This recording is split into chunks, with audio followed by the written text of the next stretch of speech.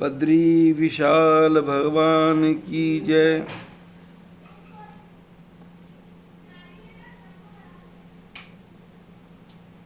नारद मुनि परम ज्ञानी, परम तपस्वी,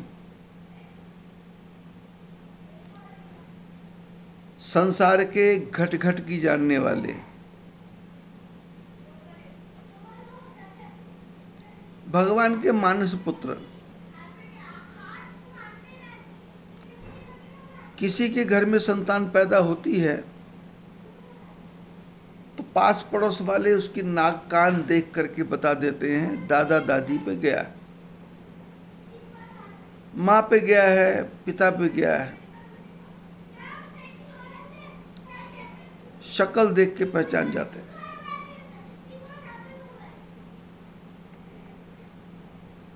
भगवान के पुत्र नारद, तो नारद जी की शक्ल भी भगवान जैसी ही होगी। जो गुण भगवान में हैं वो ही नारद जी में भी होंगे, और होंगे नहीं थे। तीनों लोकों में उनकी गति थी। ऐसी कोई जगह नहीं थी जहां वो पहुंच नहीं पाते थे। गति सर्वत्र तुम्हारी, सब जगह गति। लेकिन क्या कारण हो गया कि नारद जी सुंदर थे, सुंदर से बंदर बनना पड़ गया?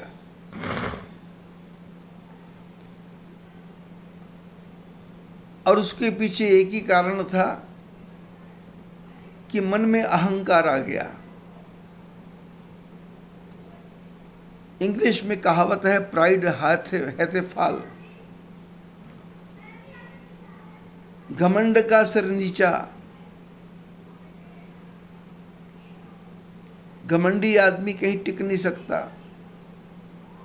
काठ की हांडी बार बार नहीं चढ़ती। झूठ हमेशा चल नहीं सकता। झूठ के पैर नहीं होते, सत्य के पैर होते हैं। सत्य सनातन है और झूठ, झूठ का कोई सिर पैर नहीं।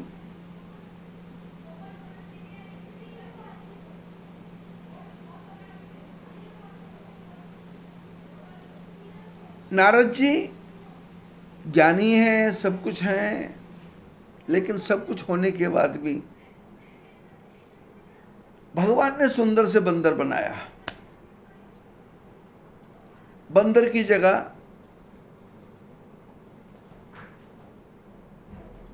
लाल मुंह वाला बंदर बना देते ठीक था। कम बालों वाला बंदर बना देते ठीक था। लेकिन बंदर भी बनाया तो काला बंदर, मरकट बदन भयंकर देही। लंगूर बना दिया, मरकट बदन और शरीर भयंकर। देखने से भी किसी को क्रोध आ जाए।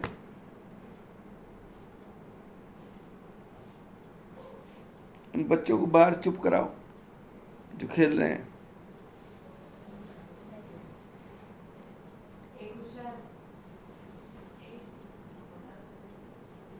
मरकट बदन भयंकर देही। और मांगा क्या था नारद जी ने? आपन रूप देहु प्रभु मोही। प्रभु मेरे अपना रूप दे दो। अब अपना रूप ये नहीं कहा था, विष्णु भगवान का रूप दे दो। नारद जी से इतनी गलती हो गई कि नारद जी ने कहा अपना रूप दे दो। तो भगवान ने कहा ये संसार में जितने भी जीव है ये मेरा ही तो रूप है। पूरे विश्व में मैं ही तो फैला हुआ हूं।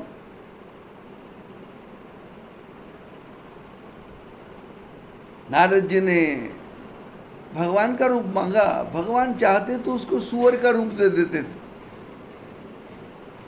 भगवान ही क्या तो है। पर भगवान की चालाकी क्या है? भगवान अपने भक्तों का अपमान नहीं करवाना चाहते, इसलिए बंदर बनाया। लेकिन बंदर बनाने के बाद जब सभा में गए तो वहां जितने भी राजा बैठे हुए थे वो सब उठ के खड़े हो गए। राजा उठ के खड़े क्यों हो गए? राजा ने देखा नारद जी आए हैं। नारद समझ के प्रणाम किया, और इतने बड़े महात्मा आए हैं तो सबके लिए समान आसन लगे हुए थे। तो दो चार राजाओं ने अपनी कुर्सियां, अपने टेबल इकट्ठी करके नारद जी को ऊंचा आसन बना दिया, जिससे ऊंचा बैठ जाए। ऋषि आए हैं, इस यज्ञ में आए हैं, इस पूजा में आए हैं, और यदि इनका हाथ लग जाए तो हमारा कल्याण हो जाएगा, यदि हमारी तरफ देख ले तो इनका कल्याण हो जाएगा, यदि हमारे से बात कर दे तो कल्याण हो जाएगा। सेवा करो, सेवा करो। नारद जान सब ही सिर नावा। सब राजाओं ने देखा नारायण नहीं आए, नारद आए हैं। पर नारद जी को दिखाई दे रहा है मैं नारायण हूं, पर राजाओं को दिखाई देता नारद जान के सबने प्रणाम किया, ऊंचा आसन बिठाया। हुआ ये था कि जब शंकर भगवान के पास में नारद जी गए और वहां जाकर के कामचरित मारचरित नारद ही सुनाए। राम में भी दो अक्षर हैं, र और म, और मार में भी दो ही अक्षर हैं, म और र। राम को उलट दें तो मार, और मार को उलट दें तो राम। नारद जी राम कथा ही सुनाते थे, लेकिन राम आज पलट गए, राम आज मार बन गए। और मार बन गए तो शंकर भगवान भी सोच रहे हैं कि मार मार कथा करते करते, मार मार बोलते बोलते मार मार बोलते बोलते वाल्मीकि भय ब्रह्म समाना, उल्टा नाम जपत जग जाना, वाल्मीकि भय ब्रह्म समाना। अरे नारद जी ने वाल्मीकि को मार मंत्र का ही उपदेश दिया था, मार मार मार मार, लेकिन मार मार करते करते वो राम राम बन गया। नारद जी कथा सुना रहे हैं, मार की कथा, कामदेव की कथा, पर शंकर कहते हैं मार मार करते करते ऑटोमेटिक राम की तरफ चले जाएंगे। लेकिन जब बहुत देर तक एक ही कथा चलती रही तो शंकर भगवान ने टोका, नारद जी आप महापुरुष हैं, ज्ञानी हैं, आपको राम की ही कथा करनी चाहिए। आपको ये कामदेव की कथा शोभा देती नहीं है, अच्छा लगता नहीं। सभ्य आदमी गाली निकाले बुरा लगता है, और शराबी आदमी गाली निकाले लोग बोलते दारू पी रखी। मूर्ख आदमी गाली निकाले तो लोग बोलते पागल है, और अच्छा आदमी गाली निकाले तो लगता है कुछ दिमाग में चक्र हो गया, दिमाग चकरा गया, दिमाग में कुछ हिल गया, ये तो गाली निकालने वाला नहीं था। कई लोग मेरे से बात करते हैं कि हमको गंदी गंदी गाली निकाली। अरे गाली गंदी क्या और अच्छी क्या? अच्छी गाली भी होती है क्या? गाली तो गाली है, गंदी है तो भी गंदी है, अच्छी है तो भी गंदी है। कचरा तो कचरा है, अच्छा है बुरा है, कचरा है।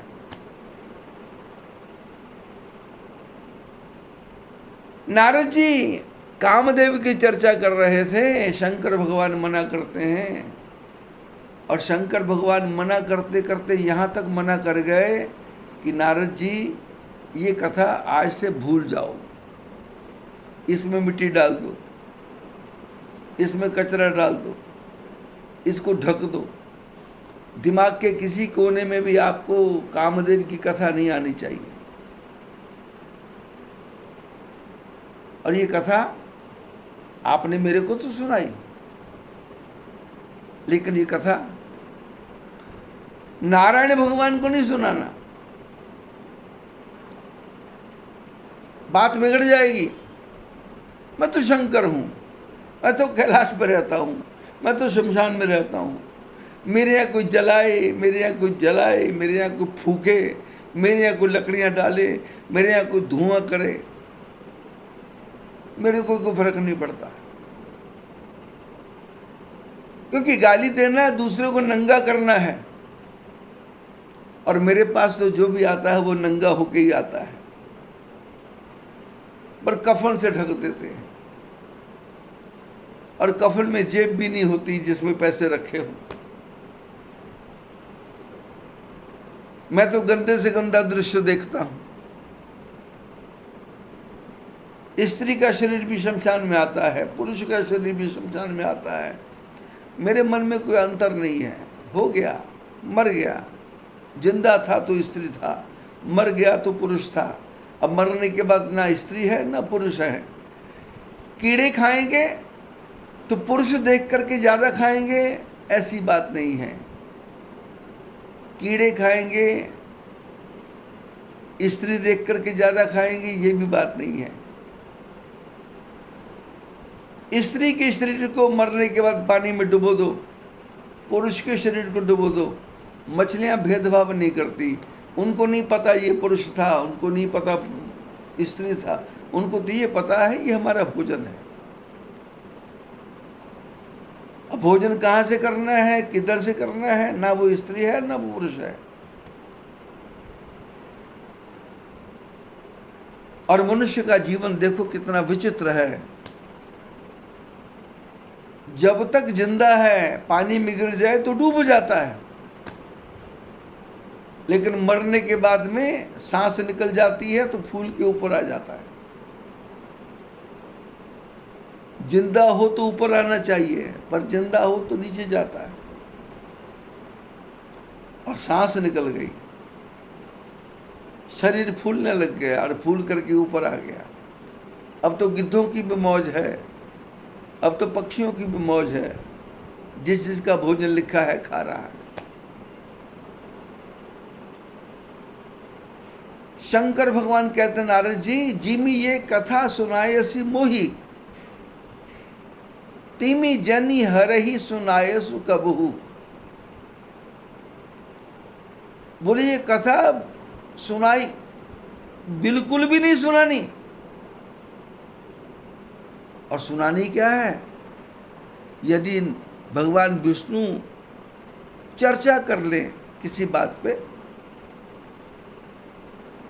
कोई बात छेड़ दें, जैसे मैंने बात छेड़ी कि आपने मेरे पास आने में देर क्यों करती, तो आपने मेरे को ये कथा सुना दी। ऐसे ही भगवान विष्णु भी यदि कोई चर्चा कर दे तो तिमी जनी हरे ही सुनाए सुकबहू, फिर भी सुनाना नहीं। और चलत वृतांत दुरावहु तबहू, और यदि ये प्रसंग शुरू भी हो जाए तो इसको छुपा देना।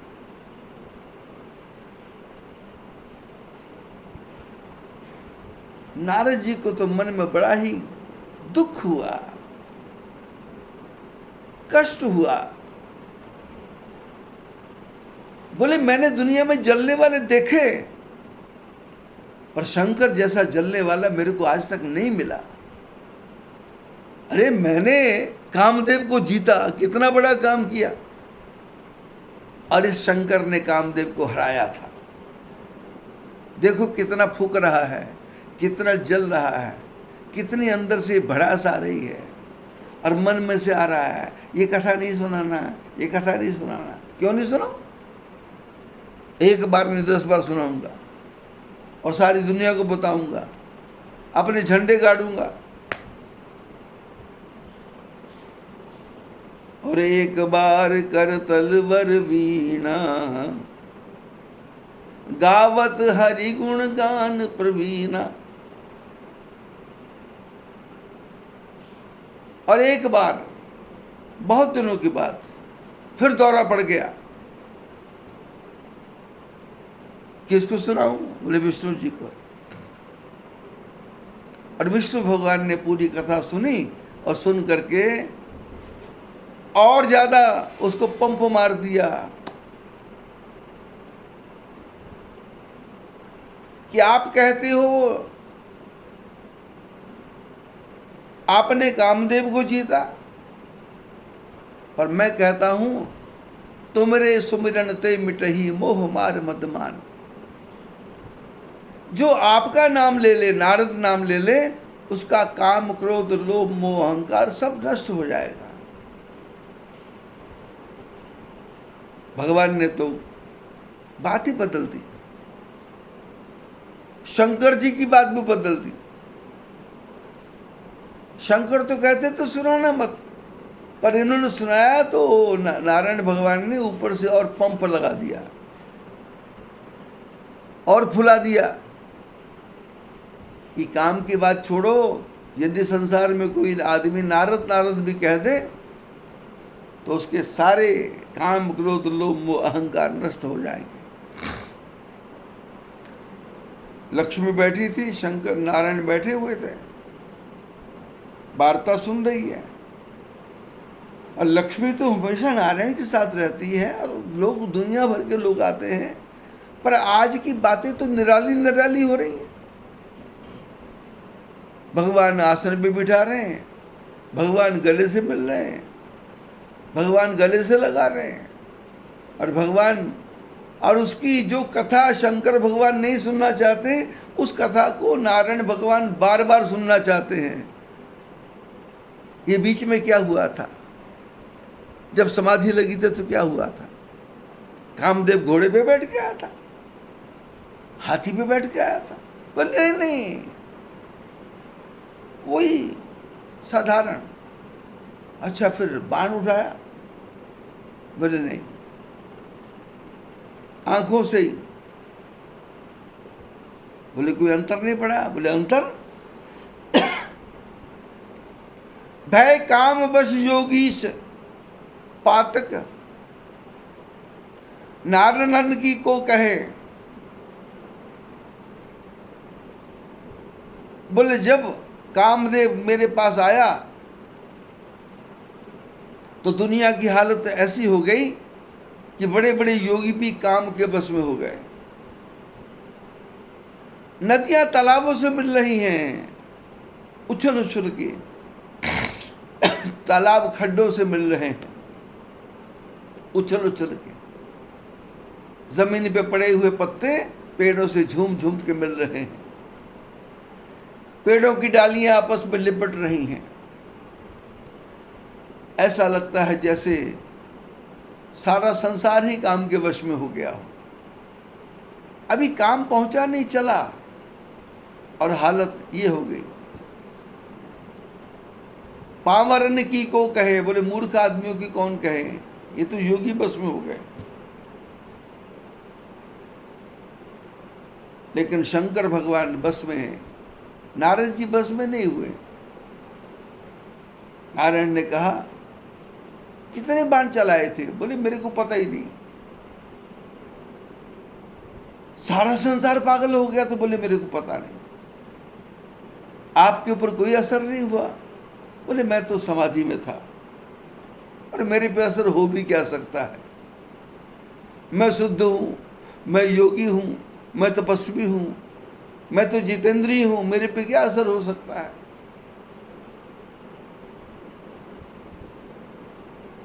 शंकर भगवान कहते कथा सुनाना नहीं, नारद जी सुना रहे हैं, और जो नहीं सुननी चाहिए उसको और घुमा घुमा के सुन रहे हैं। डॉक्टर के पास जाएं, जाकर के बैठे, क्या बीमारी है? बोले पेट में दर्द होता है। डॉक्टर थर्मामीटर लगाता है, इंडोस्कोपी करता है, अपनी मशीन से पीठ में, छाती में, पेट में जगह जगह लगा के देखता है, लगा करके देखता है सांस लंबी लो। समझ नहीं आता तो बोलता सोनोग्राफी करो, नहीं समझ आता तो बोले एमआरआई करो। नहीं समझ में आता है तो बोलता है 5 दिन की दवाई देता हूं, उसके बाद देखना।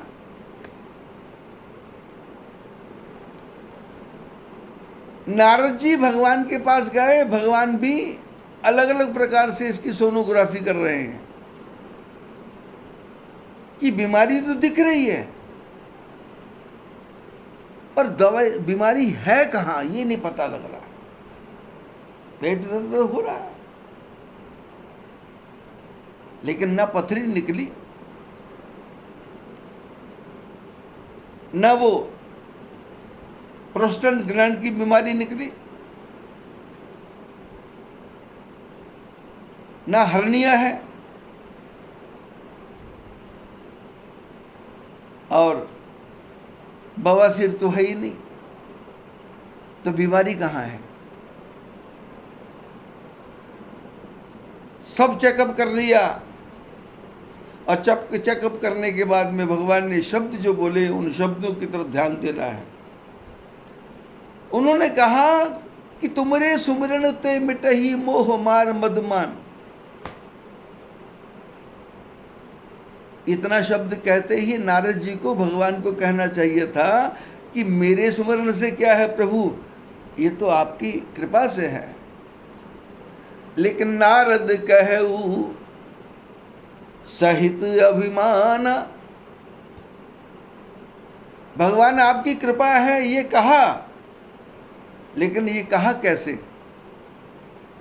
नारद कहऊ सहित अभिमाना, कृपा तुम्हारी सकल भगवान। आपकी कृपा है ये नारद जी ने कहा, लेकिन कहा कैसे? बोले अहंकार से। अब अहंकार से कहा तो लक्ष्मी वहीं बैठी हुई थी, नारायण बैठे हुए थे, बातें सुन रहे थे। लक्ष्मी को कुछ कुछ शक होने लग गया कि कुछ गड़बड़ है। पहले ऐसा नहीं करता था बच्चा, पहले रोटी को रोटी बोलता था, अब चोची बोलने लग गया। पहले पानी को पानी बोलता था, अब मम बोलने लग गया।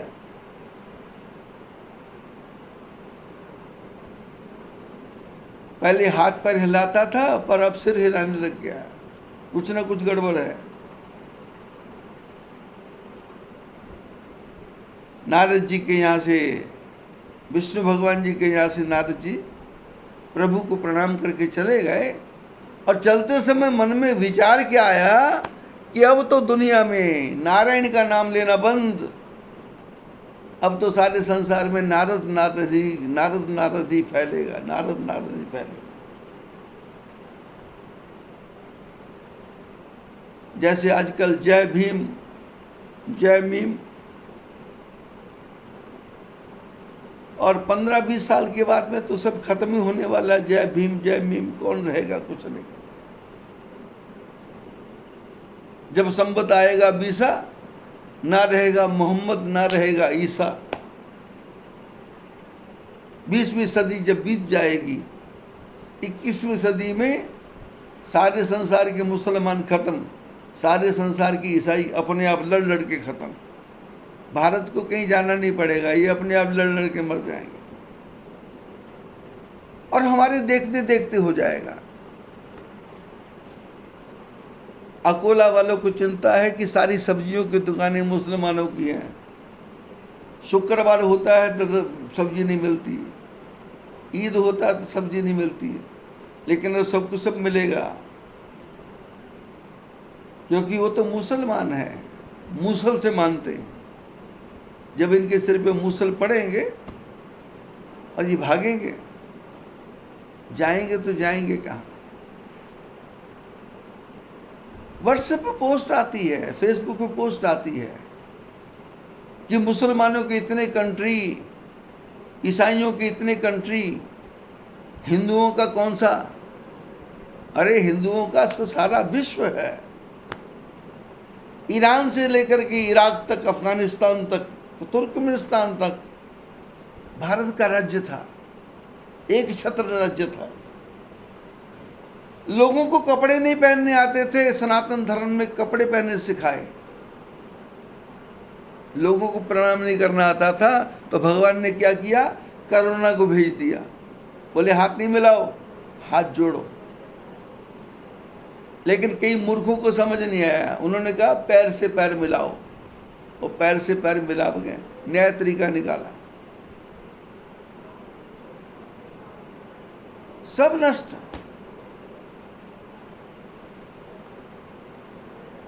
नारद भगवान के चरणों में प्रणाम करके चल पड़े।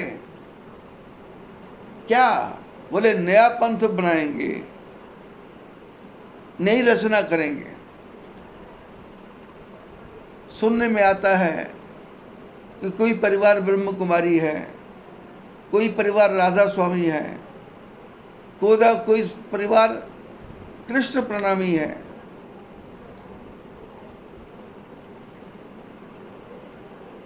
कोई परिवार किसी में लगा हुआ है। कैसे? जैसे बरसात के बाद में घास निकलती है, पगडंडियां दिखनी बंद हो जाती हैं, लुप्त हो ही सदग्रंथ, अच्छे अच्छे ग्रंथ लुप्त हो जाते हैं, और चारों तरफ से ये वितंडावाद वाले गुरु लोग इकट्ठे हो जाते हैं, और वो अपना रूप बना करके आते हैं।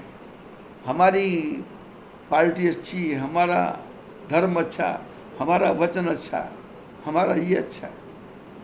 3-3 दिन का प्रोग्राम बनाते हैं, करोड़ों रुपया खर्च करते हैं, और हालत वही है जो रामदेव बाबा करता था, वही सारे महात्मा कर रहे हैं। एक एक आदमी को खड़ा कर रहे हैं, हाँ बोलो भाई क्या हुआ। वो आजकल एक शास्त्री है, धीरेन्द्र शास्त्री, वो आदमी को खड़ा करता है और खड़ा करके पास बुलाता है, और पास बुला के माइक पकड़ाता है, क्या हुआ, तुमने क्या सोचा था। अरे ये छोटी सी सिद्धि है, 1 महीने की सिद्धि, शाकनी की सिद्धि करनी पड़ेगी, लेकिन 24 घंटे टट्टी का एक फूहा कान में लगाना पड़ेगा, कुछ नहीं करना पड़ेगा। सड़क से आदमी आ रहा है, ये शाकनी बोलेगी, सड़क से आदमी जा रहा है, कार में जा रहा है, कार का नंबर ये है, कार में 3 आदमी बैठे हैं, कार में से एक आदमी उतर गया, कार आगे चली गई, आगे खड्डे में गए तो कार पलट गई, वो बोलती जाएगी। बाहर बच्चा खेल रहा है, इसने चौका लगा दिया, इसने दूसरे का सिर फोड़ दिया, वो बोलती जाएगी, तुम लिखते जाओ। आज से 40 साल पहले मेरे पास एक महात्मा थे, पंडित जी थे, उनका नाम था कैलाश नारायण, उनको हम देवाचार्य जी बोलते थे। सामने आदमी को बिठा करके उसको बोलते थे, तुम कोई भी अंक सोच लो, वो सोचता था और ये लिख करके और उसके सामने रख देता था, तुमने ये सोचा। वो उसके सामने कागज रखते थे, बोले इस कागज में कुछ भी लिखो, उधर वो लिखता था, इधर ये लिखता था, और बोले इसको ले लो, इसको पलट दो, मेरे को पलट दो, और कागज ऐसे बदलते थे कि जो उसने लिखा वो यहाँ लिखा है, जो यहाँ लिखा वहाँ लिखा है। छोटी सी बात है। उस पंडित जी से मैंने पूछा था करना क्या, बोले 40 दिन का चालीसा करना है, और मैंने भी कर लिया, और कर लिया तो मेरे लिए तो मुसीबत खड़ी हो गई। मैं सोऊं तो बोले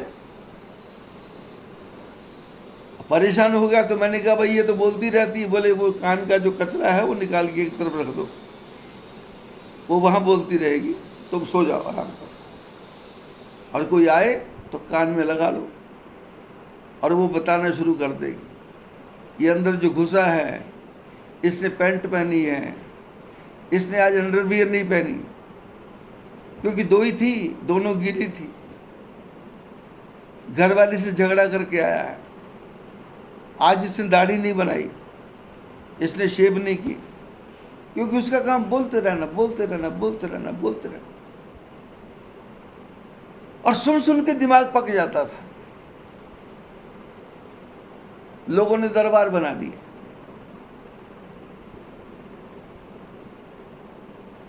क्योंकि मैंने अपने जीवन में 50 साल हो गए महात्माओं को ही देख रहा हूं, और हजारों महात्माओं में से कोई एक महात्मा असली है, बाकी तो नारी मुई गृह संपत्ति नासी, मूड मुडाए भय सन्यासी। बोले घर वाली मर गई, घाटा पड़ गया, अब क्या करना है? बोले सन्यासी बन जाना है। गुजरात से एक आदमी आया था, गोविंद भाई, हरिद्वार में मेरे पास मरने के लिए। हमारे आश्रम में पहुंचा। मैं किसी दूसरे आश्रम में रहता था, गुरु जी के आश्रम में। तो उसने ये तो नहीं बताया कि मैं घाटा करके आया हूं, ये तो नहीं बताया कि मैं किसी का नुकसान करके आया हूं, पर आकर के मेरे को काम की तलाश है। तो हरिद्वार में क्या है, महात्मा लोग रख लेते हैं आदमी को, क्योंकि दुनिया में सबको पता है कि कहीं जगह ना मिले तो हरिद्वार में जगह तो मिल ही जाएगी। और हरिद्वार वालों को पता है कि कोई ना कोई तो शिकार आके फंसेगा, तो वो तनख्वाह नहीं देते, रहने की जगह देते हैं। सेवा करो, अलग से कमरा लो, हमारे काम में इंटरफेयर मत करो, बीमार हो तो दवाई दे दो, फ्री में ही नौकर। कई आश्रमों में ऐसे होता था, पर मैं क्रांतिकारी आदमी, मैं बोलता था इनको पैसे दो। मेरे पास में कोई भी आदमी महात्मा बनने के लिए आता है तो मैं उसको बोलता हूं इतनी जल्दी महात्मा नहीं बनाऊंगा, और जब तक महात्मा नहीं बनाऊंगा तब तक काम करो। आज भी मेरी लिस्ट में 6-7 आदमियों के नाम हैं। यहां से मैं जाऊंगा, बद्रीनाथ पहुंचते पहुंचते वो 6 आ जाएंगे, और 6 ने घोषणा कर रखी है कोई पैसा नहीं चाहिए, कुछ नहीं चाहिए, जो सेवा भी करवाना चाहते हो वो सेवा करने को तैयार है। लेकिन वहां जाऊंगा और जाने के बाद मैं 6 को बुलाऊंगा, काम करो। 2-3 दिन के बाद में पता चल जाएगा इसकी मेंटलिटी क्या है। नौकरों के बीच में डालूंगा तो नौकर बात में करते हैं, और बात करते करते कोई ना कोई बात निकल ही आती है, और जब बात निकलती है तो फिर दूर तक जाएगी। फिर मैं बोलता हूँ काम करो, 3,000 रुपये महीना मिलेगा, पैसा नहीं लेंगे। बोले पैसा मत लो, अपना खाता खोल लो, जितने महीने काम करोगे उतने महीने काम करो, पैसा रखो, और जिस दिन मेरा मन खराब हो गया मैं तुमको बोलूँगा चले जाओ, तो कहाँ जाओगे? ये पैसा तुम्हारे काम आ जाएगा। और तुम्हारे मन में इच्छा है कि पैसा नहीं रखना है तो तुम साल के बाद में भंडारा कर दो, नहीं तो अपने माता पिता को चुपचाप मनी ऑर्डर भेज दो, उनके 4 पैसे काम आ जाएंगे। कभी ज़्यादा बीमारी हो जाएगी तो तुम्हारे शरीर में काम आएंगे, पैसा रखो। नौकर भागता नहीं है। सन्यासी बनना कोई आसान काम नहीं है, बहुत मुश्किल है। हजारों लोग मिले, दुखी से दुखी आदमी मिले, और अपने साथ लेकर के मैं दिल्ली से हरिद्वार भी चला गया, और हरिद्वार से बद्रीनाथ चला गया, अपनी गाड़ी में बिठा के ले गया। 1 महीने बाद दौरा पड़ा, क्योंकि कोई बात ही करने वाला नहीं, कोई चुगली करने वाला नहीं। मैं अपने कमरे में बैठा हूँ, तुम अपने कमरे में बैठो, भगवान का भजन करो। पर कौन भगवान का भजन करे? महीने भर बाद बोलता है कि मेरी वो पेंशन के कागज थोड़ा जाना पड़ता है, बताना पड़ता है मैं जिंदा हूँ। बस मैं गया और आया, और मेरे को पता है ये जाएगा, आएगा नहीं। ऐसे कई लोग आए गए, आए गए, आए गए, किसी को पड़ी नहीं है भगवान से। सबको पड़ी है कि हमारा काम कैसे हो। सन्यासी कौन है सन्यासी? नारी मुई, घर वाली मर गई, गृह संपत्ति नासी। वो गोविंद की बात चल रही थी। गोविंद आया, 15-20 दिन मैंने ऑफिस में रखा। मैं दूसरे के आश्रम में था और बात खुलती खुलती खुलती खुलती 1 साल बीत गया, खुल गई बात। एक दिन गांव से उसका लड़का मिलने आ गया। उसने मिला तो उसने लड़के को भी हरिद्वार में किसी दुकान पे लगा दिया। 2 साल के बाद में उसका दूसरा लड़का भी आ गया, उसने वहां कंबल की दुकान पे लगा दिया। एक दिन मेरे बाल बहुत बढ़ गए थे, मैंने कहा यार किसी नाई के पास जाना चाहिए। उसने कहा नाई की क्या आवश्यकता है? मैंने कहा क्यों? बोले मैं नाई था। तो मैंने कहा तुम कर दोगे कटिंग? मैंने बोले कर देंगे। उस समय 3-4 रुपए का सारा वो उस्तरा आ जाता था। उसने बिल्कुल बालों की कटिंग कर दी। बाल काटते काटते मैंने पूछ लिया कि क्या काम करते थे? बोले नाई का काम करता था। तो वहाँ से क्या हुआ? बोले घाटा पड़ गया। घाटा पड़ने के बाद क्या हुआ? बोले लोग मेरे को मारने के लिए आ गए, मैं बच्चों को छोड़ के भाग के आ गया। यहाँ क्या करने आया? बोले मरने के लिए आया। बोले मरा क्यों नहीं? बोले आप जैसे लोग मिल गए। हमने क्या किया? बोले आपने काम पे रख लिया, रोटी मिलने लग गई और आप पैसा देने लग गए। मैं पैसा बच्चों को भेजने लग गया और हरिद्वार में देखा तो दुकानें खाली पड़ी हैं, नौकर मिलते ही नहीं है। पूरे भारत में हाल है कि नौकर नहीं मिलता।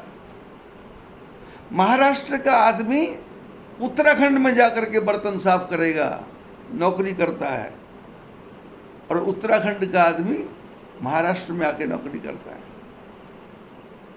प्रातःकाल सो के उठो, आकाश में खड़े हो जाओ, सूर्य को पानी देते देते आप देखो 7 बजे नहीं, 6 बजे नहीं, 5:30 बजे देखोगे तो पूर्व के कौवे पश्चिम की तरफ जा रहे हैं और पश्चिम के कौवे पूर्व की तरफ जा रहे हैं। क्या करने जा रहे हैं? बोले भोजन करने जा रहे हैं। बोले वहाँ नहीं मिल रहा? बोले ये पूर्व वालों को पश्चिम में मिलेगा और पश्चिम वालों को पूर्व में मिलेगा, और शाम को ये बदल गया चांस, ये अपने अपने घोंसले में जा रहे हैं। अरे बीच में घोंसले बना लो ना, पर नहीं, दाना पानी का खेल है। अकोला में बाजार लगता होगा, मजदूरों का बाजार। किसी चौक पे मजदूर खड़े रहते हैं, वाइट वॉश करवाना है, 10 आदमी का हाथ खड़ा हो जाता है। उसमें से 2 को आता है, 8 को आता ही नहीं। उसने टीम बना ली। बोले क्या करना है? तुमको आता है? बोले नहीं। बोले सीढ़ी पकड़ सकते हो? बोले पकड़ लूंगा। बोले ऊपर से रस्सी पकड़ सकते हो? बोले पकड़ लूंगा। वाइट वॉश कराने वाला कहता क्या रेट है? बोले 700 रुपये पर हेड। लेकिन 2 को आता है, 5 को आता नहीं। ये आपस में सटपिट कर देते हैं बात कि 400 रुपये देंगे, बाकी 300 हमारे। काम तो हमने करना है। ये 7,000 दे रहा है और उनको 400 दे रहा है, और दोनों आदमी पैसा बांट रहे हैं। और ये 4 आदमी कहाँ के पता नहीं, 2 आदमी कहाँ के हैं पता नहीं, 1 आदमी कहाँ का पता नहीं। सीढ़ी वाला सीढ़ी पकड़ रहा है, पानी वाला पानी ला रहा है, और जो मिक्सर करने वाला मिक्सर कर रहा है, और देखते देखते दूसरे भी मिक्सर बनाना सीख जाते हैं। जैसे हमारे आश्रम में बिजली खराब हो गई, पूरी लाइन में फॉल्ट आ गया, तो हमने किसी को कहा यार कोई बिजली बनाने वाला, ठीक करने वाला। वो आया और उसने कहा कि पूरी वायरिंग चेंज करनी पड़ेगी। मैंने कहा कर दो। कितने की होगी? बोले 2 लाख। लगाते लगाते लगाते लगाते 7 लाख लग गया। एसी की भी लाइनें चेंज की, कूलर की भी लाइनें चेंज की, अंदर भी कनेक्शन दिए, बाहर भी कनेक्शन दिए। यात्री यात्रा समय कूलर बंद नहीं करते, एसी बंद नहीं करते, तो बैक साइड में ग्रिल गैलरी है, उसमें स्विच लगा रखा है। जैसे ही यात्री जाए जाके चेक करो, पीछे का स्विच बंद कर दो। इन्वर्टर लगाने का समय आया और मैं आश्रम छोड़ के चला गया। आश्रम को संभालने वाला मैनेजर वो उस चक्कर में था। मैनेजर चला, क्योंकि तेल के तार के बंडलों में पैसे का कूपन निकलता है। जब उसने देखा 10 का कूपन निकला तो मैनेजर ने कहा ये कूपन मेरे को दो। उन्होंने कहा हमारा होता है, इसने कहा हमारा होता है, उसने कहा हमारा होता है, इसने कहा हमारा होता है। 5-6 हजार के कूपन इकट्ठे हो गए। अब मजदूरों ने, जो काम करने वाले थे, उन्होंने ऐसा डिफेक्ट डाला बीच में कि इन्वर्टर स्टार्ट ही नहीं हो रहे। अब शुरू में तो हो गए, 3-4 दिन चल दिया और उसके बाद में कूं कूं की आवाज आने लगी। मैनेजर का फोन आया, इन्वर्टर ठीक नहीं है, बाकी सब ठीक है। ठीक है, उसको फोन किया, क्या है? बोले मैं तो वहां जाऊंगा ही नहीं।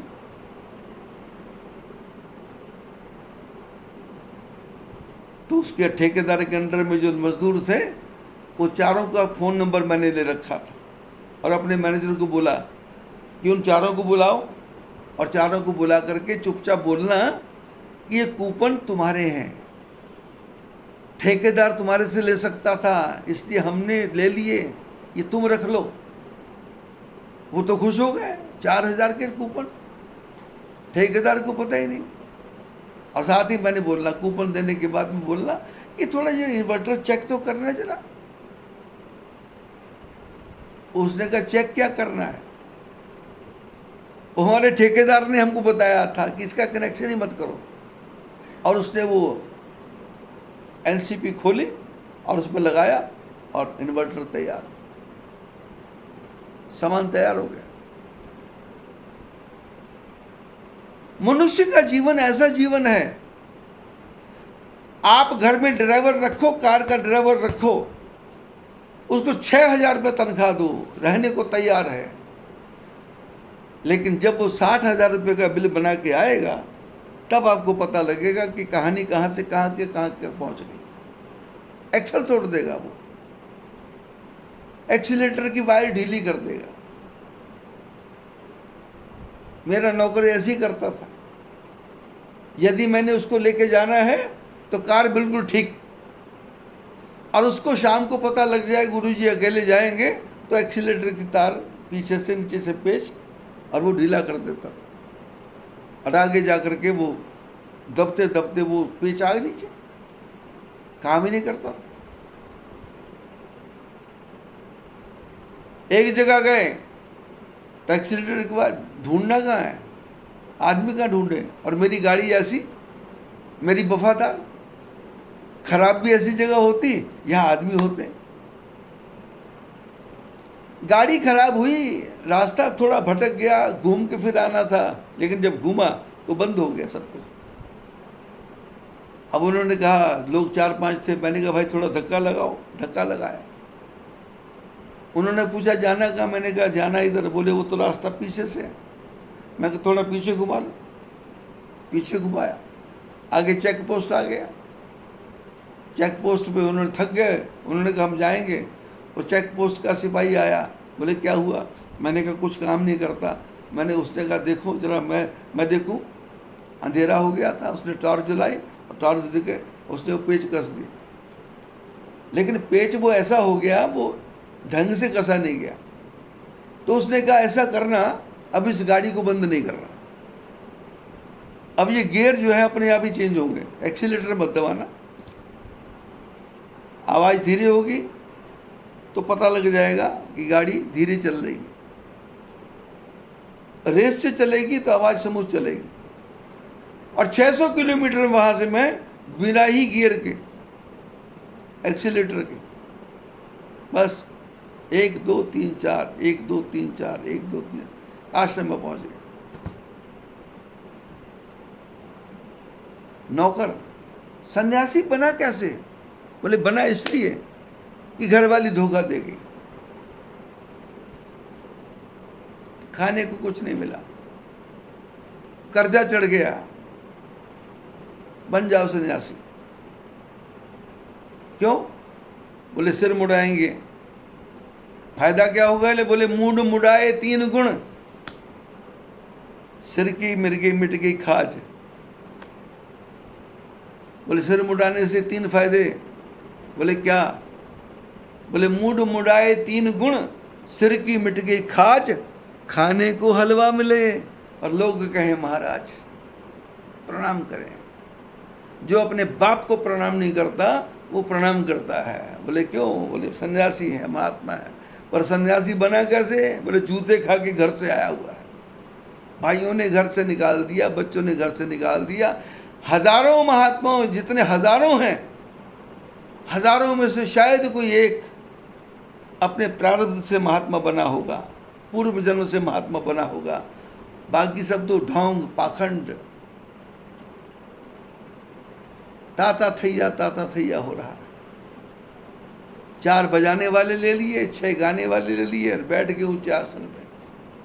कथा कहाँ चल रही है? बोले जगन्नाथपुरी। कथा कहाँ चल रही है? बोले बद्रीनाथ। कथा कहाँ चल रही है?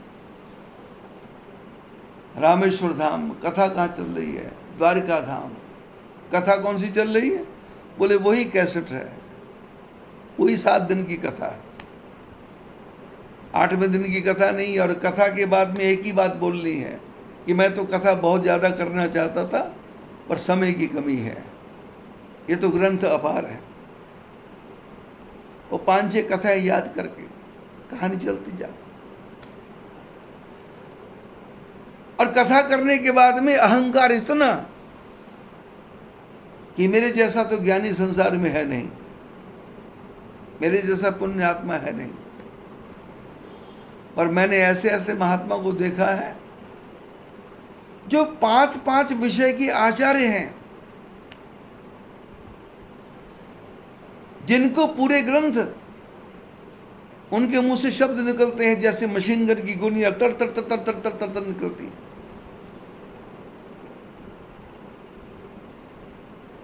किताब पलटनी नहीं पड़ती, पन्ने पलटने नहीं पड़ते, किताब देखनी नहीं पड़ती। लेकिन वो 5-5 विषय के आचार्य, उनको यदि बोल दो कि स्टेज पे बैठना है, हाथ पैर कांपने लग जाते हैं। आता सब कुछ है।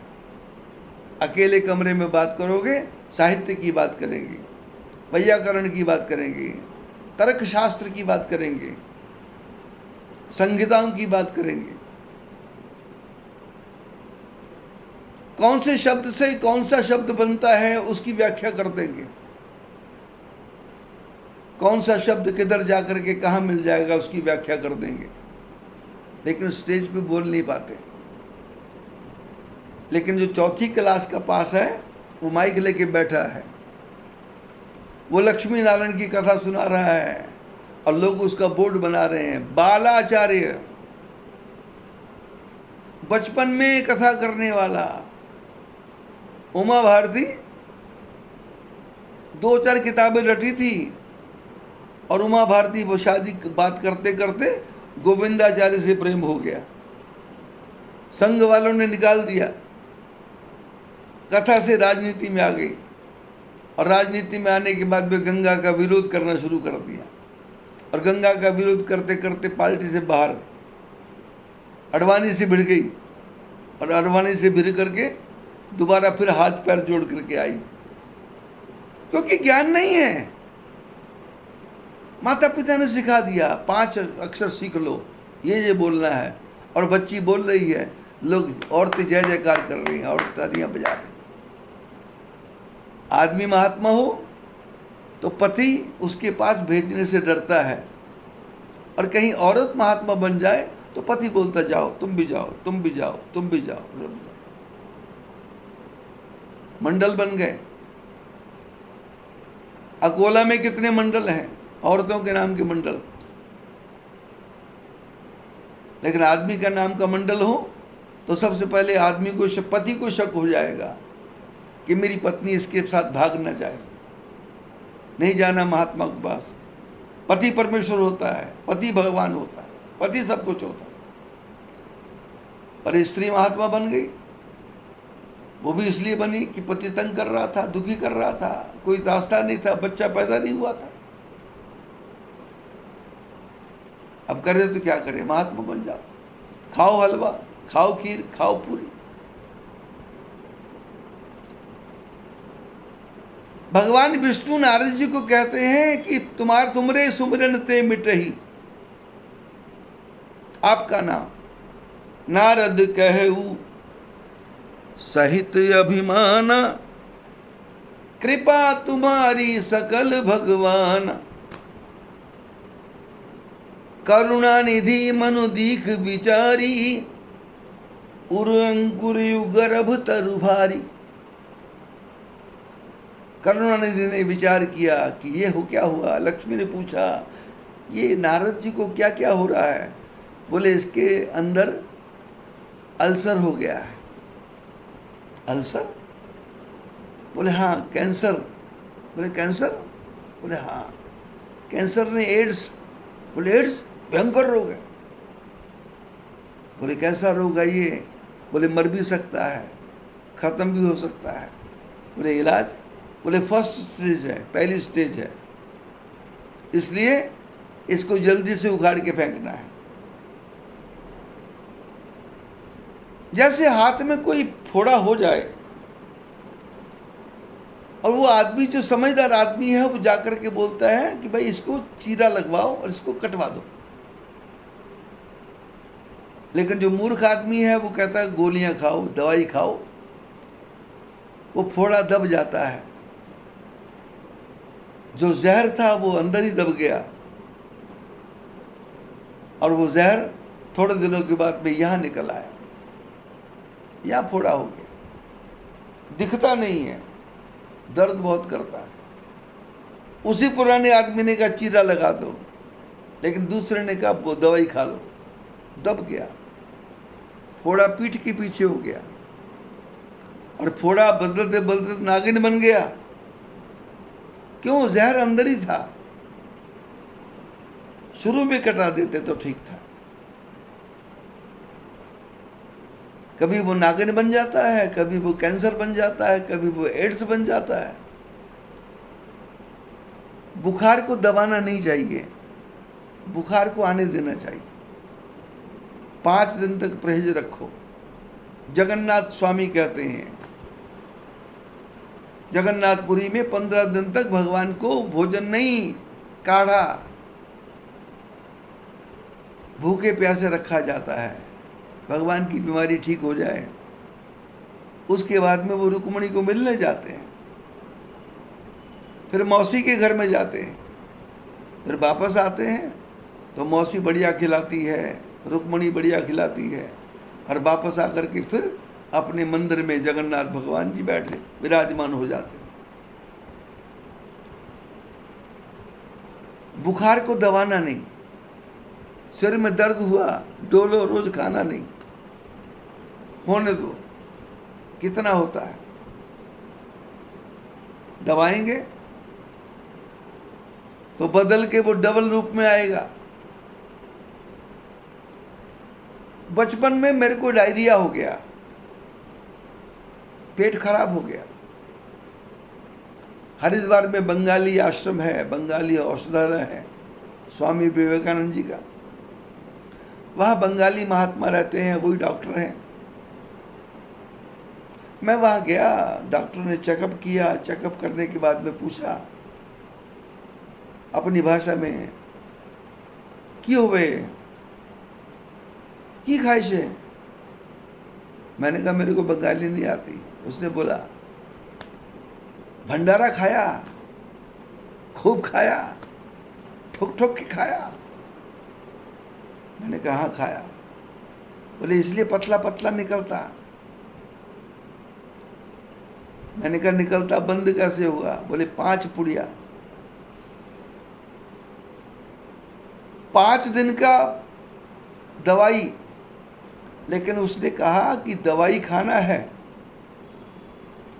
1 दिन में ठीक हो जाए तो दवाई बंद नहीं करना, 2 दिन में ठीक हो जाए तो दवाई बंद नहीं करना, 3 दिन में ठीक हो जाए तो भी दवाई बंद नहीं करना। ये दवाई 5 दिन पूरी खानी है। ये नहीं कि दवाई पूरा काम हो गया दवाई रख देना। मैंने कहा क्यों? बोले हमारे शरीर में जीवाणु बन जाते हैं और ये दवाइयाँ उसको मार करके मल के रास्ते से बाहर निकालती हैं। और हम क्या करते हैं, एक दिन दवाई खाई, वो कीड़े कमजोर पड़ गए, शरीर ठीक हो गया, लेकिन जब उसको अंदर से सपोर्ट मिली वो कीड़े डबल हो गए। अब दोबारा मेरे पास दवाई लेने आओगे तो ये दवाई काम नहीं करेगी, अब इससे हैवी डोज देना पड़ेगा। दवाई पे लिखा रहता है 200 ml, 100, 50, 20, 5, 2, 1, 650। एक बार कोर्स पूरा नहीं किया तो 400 से 650 पे पहुंचेगा, और 650 वाला कोर्स नहीं पूरा किया तो फिर हॉस्पिटल में एडमिट होना पड़ेगा। दवाई पूरी खाना है और परहेज भी पूरा करना है।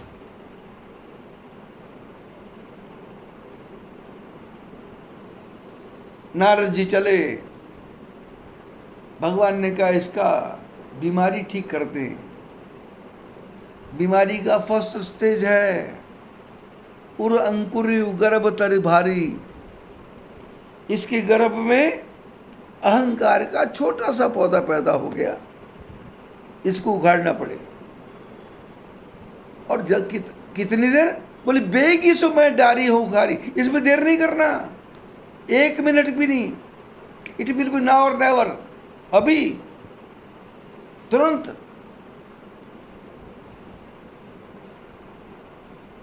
लक्ष्मी ने कहा इतनी जल्दी कैसे होगा? बोले हो सकता है, इम्पॉसिबल संसार में कुछ नहीं है। नगर बना दो, सुंदर नर नारी बना दो, राजा बना दो, प्रजा बना दो। अरे तुम्हारे पास पैसे की क्या कमी है? बेटा ठीक हो जाए, करोड़ों रुपया खर्च हो रहा, लगा दो।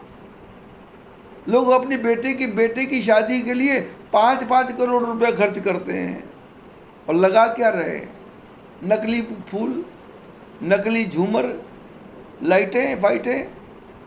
एक दिन जाओगे सब सजा मिलेगा, दूसरे दिन जाओगे तो सब उखड़ा उखड़ा मिलेगा। 5-5 करोड़ रुपया बेटे की शादी, और 1-1 करोड़ के तो पटाखे फोड़ देते हैं जिससे दुनिया को पता लग जाए कि ये पति पत्नी मिलने वाले हैं, लड़का लड़की मिलने वाले हैं। नारायण ने लक्ष्मी से कहा बेटा बीमार है, इलाज करवाना है, नगर बना दो। बोले ऑपरेशन थिएटर? बोले ऑपरेशन थिएटर की नर्सें बहुत अच्छी होनी चाहिए, और जिसका एमडी है, मैनेजिंग डायरेक्टर, वो भी सुंदर, मैनेजिंग डायरेक्टर की पत्नी भी सुंदर।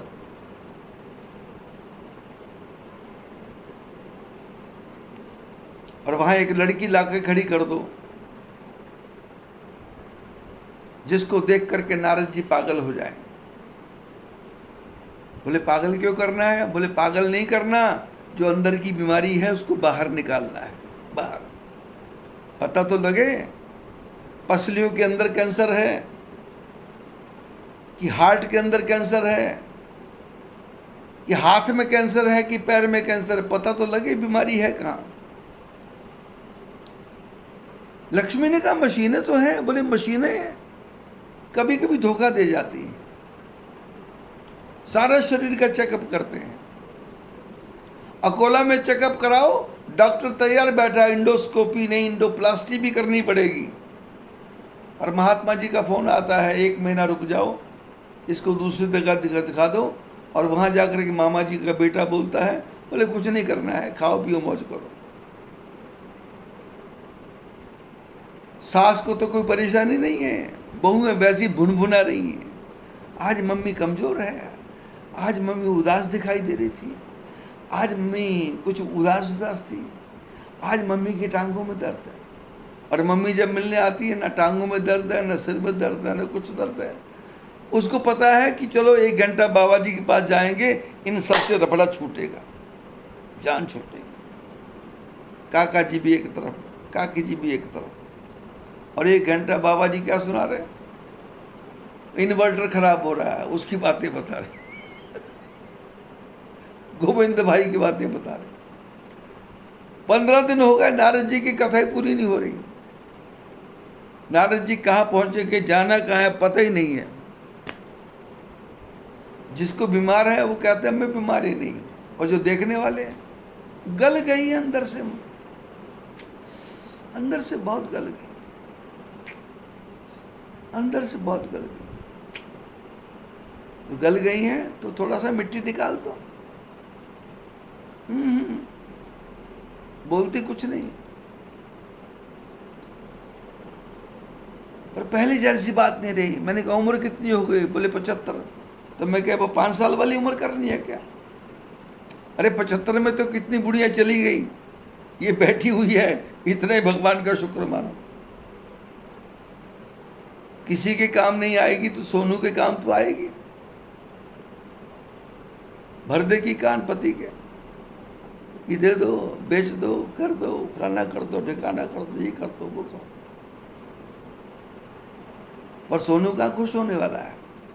15 आदमी में बिठा दो, सोनू फिर आके, क्योंकि सारा दिन घूमा हुआ है बेचारा, ऑर्डर नहीं मिल रहा, सही ढंग से काम नहीं चल रहा, उसकी अपनी बॉडरेशन है, और माँ की अपनी बॉडरेशन है, पापा की अपनी बॉडरेशन है, भाइयों की अपनी बॉडरेशन। आदमी की बॉडरेशन देखी, पर जो घर में काम करने वाली बाइयाँ हैं उनकी बॉडरेशन देखी। पति की पीठ की हड्डी टूटी हुई है, लड़की को बुला रखा सेवा में, टट्टी पेशाब बच्चे उठा रहे हैं, और वो बुढ़ा हफ्ते में 2 बार दारू भी मांगता है, लेटे लेटे पत्नी लाके दारू भी देती है। बैठने के लिए 8,000 का पलंग लेके आई है, उसको घुमा घुमा के बिठाती है। 8,000 का पलंग। दूसरे को पूछो, वो कहती है लड़की घर भाग के आ गई। तीसरे को पूछो, बोले चौथी शादी। 5वीं में पूछो, बोले 2 साल की थी तो इसका बाप मर गया, इसको मैं डॉक्टरी पढ़ा रही हूँ। 6ठी को पूछो तो उसकी अपनी कहानी है। बॉडरेशन ही बॉडरेशन। और अपना क्या है? सबकी सुन करके, खाना पीना खा के, अपने कमरे की कुंडी लगा के बस सो जाओ। किस किस को करें याद और किस किस को रोइए। आराम बड़ी चीज है, मुंह ढक के सोइए, सो जाओ, कहानी खत्म। जब सामने आए तो पूछ लेना। इबादत है किसी नाशाद को फिर शाद कर देना, इबादत है किसी बर्बाद को आबाद कर देना। खिलाना रोटियां, पानी पिलाना भूखे प्यासे को, किसी मुफलिस पड़े बीमार की जाकर खबर लेना। किसी बेवा से जाके पूछना क्या हाल है तेरा, अगर वो दुख से रोती है तो दुख उसका बटा लेना। निकलना रोज घर से, देखना बागों और सड़कों पर पड़ी जो बेकफन लाशें, उन्हें जाकर कफन देना। यही सीखा है मैंने भी गुरुजन के तो जीवन से, प्रभु से है अगर मिलना पता खुद का लगा लेना। बुरा जो देखन मैं चला, बुरा न मिलया कोई, जब आपा मैं देखा तो मुझसे बुरा न कोई। आदमी अपनी तरफ झांक के देखता नहीं है कि मैं कितना बुरा हूं, मैंने कितने कुकर्म किए हैं, मैंने कितनी लड़कियों को छेड़ा है, मैंने कितनी औरतों के साथ में बुरी दृष्टि से देखा है। इसको दिखता नहीं है, दूसरा देख रहा है। ये क्यों देख रहा है? तू भी क्या देख रहा है? तो अंदर अपने झांक के देख, तेरे को अपने अंदर पता लगेगा मेरे में क्या कमियां हैं। बोले घाटा पड़ गया, क्यों? बोले सौदा किया था, क्यों? फायदे के लिए, क्यों? बोले तेजी आएगी फायदा होगा, तो तेजी आएगी फायदा होगा तो किसी को तो नुकसान होगा, तो भगवान तुम्हारा साथ क्यों दे? भगवान कहते हैं तेजी आए मंदी आए समान रहो, काम करो, इकट्ठा मत करो, स्टॉक मत करो। और स्टॉक कर करके ही पूरा गोला बर्बाद हो गया। कोई मिल नहीं चल रही, कोई कारखाना नहीं चल रहा, अब लोग पत्थर तोड़ तोड़ के पैसा कमा रहे हैं। क्यों? तेजी आएगी।